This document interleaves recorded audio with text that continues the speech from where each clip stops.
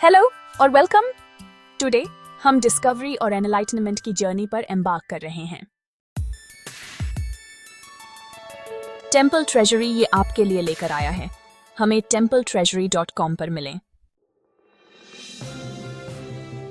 हम temple treasury के manifesto का ऐलान करते हुए बहुत खुश हैं। इसमें टेम्पल ट्रेजरी के कम्युनिटी आउटरीच प्रोग्राम के बारे में पूरी कननकारी है। चलिए थोड़ी हिस्ट्री से शुरू करते हैं। फ्लेवियस जोसेफ्स, जिनका जन्म AD 37 में हुआ था और जो लगभग AD 100 तक जीवित रहे, वो एक रोमन यहूदी हिस्टोरियन थे। उनका जन्म जेरूसलम में हुआ था, जो उस समय रोमन प्रांत जुड़िया का हिस्सा था। उनके पिता पुकानरी वंश के थे और उनकी मां शाही परिवार से थीं।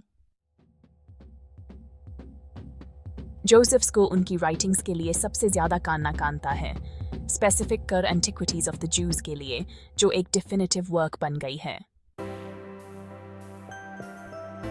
इन एंटिक्विटीज ऑफ द ज्यूज में जोसेफ्स ने बेबीलोन की गुलामी के दौरान और उसके बाद ज्यूइश पहचान के फैलाव का वर्णन किया है, क्योंकि ज्यूइश समुदाय ने इजराइल के सभी लिनिएजेसों को एकजुट करने और शामिल करने की कोशिश की थी। यह एकीकरण ज्यूइश धार्मिक और सांस्कृतिक पहचान के पुनर्निर्माण और निरंतरता के लिए बहुत जरूरी था। दरअसल यह एक तरह का लीगल फिक्शन था, क्योंकि टेक्निकल रूप से अपने प्योर एसेंस में ज्यूइश होने का मतलब था यहूदा के ट्राइब का मेंबर होना और जैकब और लिया के 6 बेटों में से चौथे का लिनिएजेस होना, जो यहूदा के ट्राइब के फाउंडर थे। बेबीलोन की गुलामी के दौरान और उसके बाद ज्यूइश पहचान के इस फैलाव का मतलब था कि पहले के इजरायली ट्राइब्स के बाकी बचे कोई भी लिनिएजेस जो धार्मिक ज्यूइश धर्म अपनाना चाहते थे या लेविटिकल धार्मिक प्रैक्टिस के प्रति वफादार रहे थे, अब ज्यूइश पहचान अपना सकते थे और उन्हें ब्रॉडर ज्यूइश समुदाय का एक कैनेज हिस्सा माना जा सकता था। समय के साथ इस एसिमिलेशन से वही ज्यूइश समुदाय बना जिसे हम आज कहते हैं। इस लीगल फिक्शन ने एक मजबूत ज्यूइश समुदाय बनाया, जिसे उनके इजरायली भाइयों के नए मेंबर्स ने और मजबूत किया। इसने अपने सबसे बुरे और काले पलों में से एक में ज्यूइश समुदाय को एक कैनल में बनाए रखने में मदद की और इसने उम्मीद दी, और समुदाय के सस्टेनेबिलिटी और कंटिन्यूटी के लिए यह बहुत इंपॉर्टेंट था। बाइबल में यहेजकेल की किताब 37वें अध्याय में लिखा है, और तू ए आदम के बेटे एक लाठी ले और उस पर लिख, यहूदा और उसके साथी इस्राएल के बच्चों के लिए। फिर दूसरी लाठी ले और उस पर लिख, यूसुफ के लिए, एप्रैम की लाठी और उसके सभी साथी इस्राएल के घराने के लिए, और उन्हें एक दूसरे से जोड़कर एक लाठी बना दे, और वे तेरे हाथ में एक हो जानेंगे। और उनसे कह, प्रभु परमेश्वर यूं कहता है, देखो मैं इजराइल के बच्चों को उन गैर यहूदियों के बीच से ले लूंगा जहां वे गए हैं, और उन्हें हर तरफ से इकट्ठा करूंगा और उन्हें उनकी अपनी जमीन में वापस लाऊंगा। ध्यान दें, यह अंश कहता है, एक लाठी ले और उस पर लिख, यहूदा और उसके साथी इस्राएल के बच्चों के लिए। यह पहचान करता है, जैसा कि जोसेफ्स ने बताया है, यहूदा और उसके साथियों इस्राएल के बच्चों दोनों का एक समूह। यह भी बताता है, यूसुफ के लिए, एप्रैम की लाठी और उसके साथी इस्राएल का पूरा घराना। इस बार यह ध्यान दें कि यह कहता है, इस्राएल का पूरा घराना। मसीहा के आने से पहले हमने बाइबल की भविष्यवाणी में 3 पीरियड्स की पहचान की है। पहला, जेंटाइल्स का पूरा होना। यह शायद पहले ही हो चुका है, और अगर कोई मौजूदा ग्लोबल डेमोग्राफिक ट्रेंड को देखे तो यह पूरा होना ग्लोबल पॉपुलेशन के प्रोपोर्शन के मामले में पहले ही उलटना शुरू हो गया है। दूसरा, यहूदा का वापस अपनी जमीन पर इकट्ठा होना। यहूदा अब अपनी जमीन पर वापस आ गया है, हालांकि जोसेफ की असेंबली नहीं हुई है, लेकिन जैसा कि मैं जीता हूं, प्रभु कहते हैं, यह विल बी। यहूदा और उसके साथी जो इजराइल के बच्चे हैं, जिन्होंने अब खुद को यहूदा के घर से जोड़ लिया है, परिभाषा के अनुसार अपनी जमीन पर वापस आ गए हैं। टेम्पल ट्रेजरी के मैनिफेस्टो का ऐलान, यूसुफ की सभा का समय अब आ गया है। अब दुनिया को यह खुले तौर पर बताने का समय आ गया है कि जो कोई भी अपनी धरती पर वापस नहीं आया है उसे अब यूसुफ एप्रैम की लाठी के रूप में पहचाना जा सकता है, और इजराइल के सभी साथियों के लिए भी। मतलब इजराइल के घर में से कोई भी अगर यहूदा के साथ अपनी धरती पर वापस नहीं आया है तो अब बाइबल और भविष्यवाणी के हिसाब से यूसुफ के हाउस से जुड़ा हुआ है। हम यहाँ तक कहेंगे कि हम इसमें ऐसे किसी भी व्यक्ति को शामिल करते हैं जो अपने देश वापस नहीं लौटे हैं और जिनकी पहचान हिब्रू, इजरायली, यहूदी के रूप में हुई है, या जो इन समूहों से संबंधित हैं।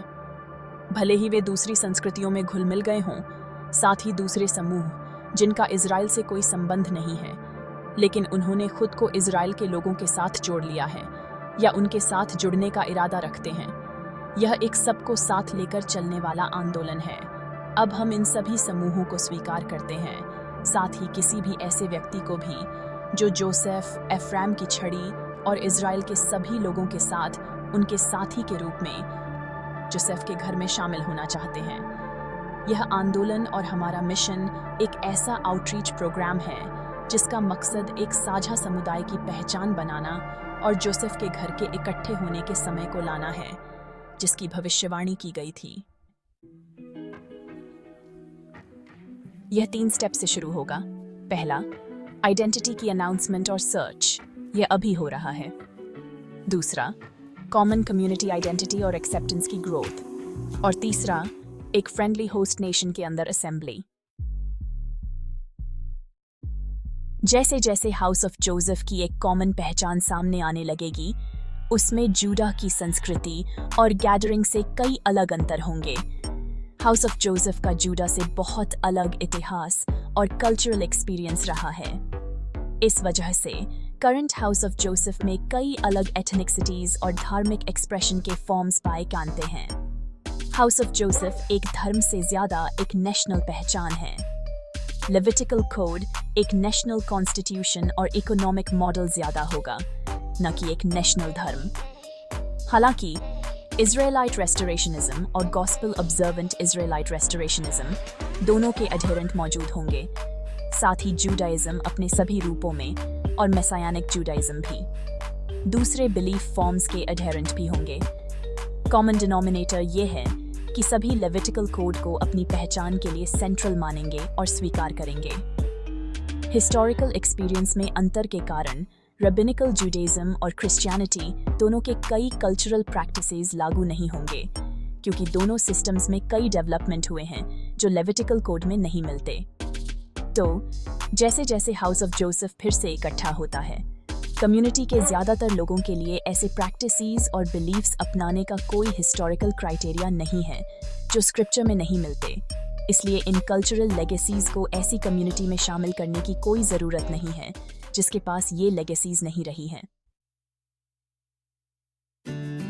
इजराइलाइट स्क्रिप्ट बैबिलोनियन कैप्टिविटी के दौरान हिब्रू बोलने वालों द्वारा अपनाई गई स्क्रिप्ट से बहुत अलग थी।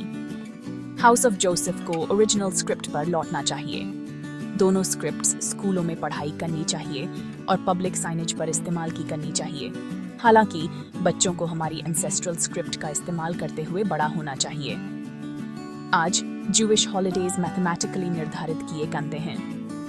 लेविटिकल कोड छुट्टियों और रिचुअल्स को निर्धारित करने के स्पेसिफिक तरीके देता है।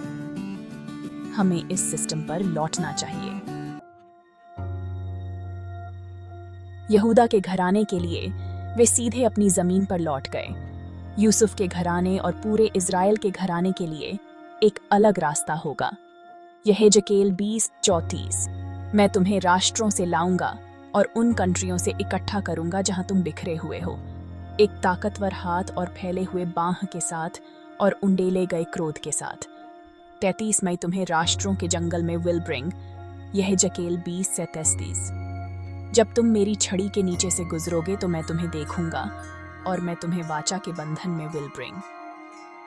तो यह राष्ट्रों का जंगल कहाँ है जहाँ सभा होगी? इसका जवाब शायद कई प्लेसें हैं। हालांकि एक खास जगह का इशारा यशायाह 43:20 में दिया गया है। मैदान के कैनवर मुझे सम्मान देते हैं, सियार और शुतुरमुर्ग, क्योंकि मैं जंगल में पानी देता हूँ और रेगिस्तान में नंजीवैन, ताकि मेरे लोगों, मेरे चुने हुए को पानी पिला कैन। शुतुरमुर्ग आज सिर्फ अफ्रीका में स्वाभाविक रूप से रहते हैं। तो यह समझा जा सकता है कि यशायाह 43:20 अफ्रीका में हो रहा है। इसे एक दोस्ताना मेजबान देश में समझा जा सकता है। हाउस ऑफ जोसेफ सबका वेलकम करेगी। एजेकियल 47:22। और ऐसा होगा कि तुम इसे लॉट से अपने लिए विरासत में बांटोगे और उन अजनबियों के लिए जो तुम्हारे बीच रहते हैं, जो तुम्हारे बीच बच्चों को जन्म देंगे, और वे तुम्हारे लिए इज़राइल के बच्चों के बीच देश में पैदा हुए लोगों के जैसे होंगे। उन्हें इज़राइल के ट्राइब्स के बीच तुम्हारे साथ विरासत मिलेगी। यह मूवमेंट यूनिटी, इंक्लूजन और भाईचारे वाला प्यार चाहता है। किसी को भी हाउस ऑफ जोसेफ में शामिल होने या उससे जुड़ने के लिए फोर्स नहीं किया कहता। वे लोग जो टेक्निकली कम्युनिटी में शामिल होने के लिए एलिजिबल हैं लेकिन जुड़ना नहीं चाहते, उनके डिसीजन का रेस्पेक्ट किया करेगा। इस मूवमेंट से जुड़ने वाले किसी भी व्यक्ति को कोई परेशानी नहीं होनी चाहिए, बस सलाह देने के लिए। अगर स्वीकार किया करें तो कम्युनिटी के अंदर शामिल करने के लिए और प्यार करने के लिए। यह मूवमेंट इज़राइल के हाउस या जोसेफ के हाउस के डिसेंडेंट्स से जुड़े किसी भी ग्रुप के किसी भी मेंबर के प्रति किसी भी दुश्मनी भरे अप्रोच को स्ट्रांगली रिजेक्ट करता है। हम उन सभी का वेलकम करते हैं और उन्हें एक्सेप्ट करना चाहते हैं जो हमसे जुड़ना चाहेंगे। अच्छा है। एक आखिरी विचार। ऐसे कई लोग हैं जो कहते हैं कि पहले वर्ल्ड वॉर ने जमीन को लोगों के लिए तैयार किया और दूसरे वर्ल्ड वॉर ने लोगों को जमीन के लिए तैयार किया। अगर यह सच है तो हम इस बात पर गौर कर सकते हैं कि घर वापसी और आसान हो सकती थी, यानी दुनिया भर में बाइबल की भविष्यवाणी की रोशनी में योजनाएं बनाई जा सकती थीं और शायद दुनिया भर में तबाही से बचा जा सकता था। अब जबकि अगला स्टेज शुरू हो चुका है, कोई सोच सकता है कि क्या आगे एक आसान रास्ता मुमकिन है? बाइबल की भविष्यवाणी के साथ मिलकर काम करने और तबाही से बचने के लिए जोसेफ का घराना इकट्ठा विल बी। क्या हम इसे होने में मदद करेंगे और तबाही से बचेंगे, या इसका उल्टा होगा? नरेटर, लाइक, सब्सक्राइब और नोटिफिकेशन बेल दबाना मत भूलना ताकि इज़राइल की खोई हुई ट्राइब्स पर हमारी नई खोजों के बारे में आपको अपडेट्स मिलते रहें। देखने के लिए धन्यवाद। templetreasury.com। हमें YouTube पर लाइक करना, हमारे चैनल को ज्वाइन करना और Facebook पर फॉलो करना मत भूलना।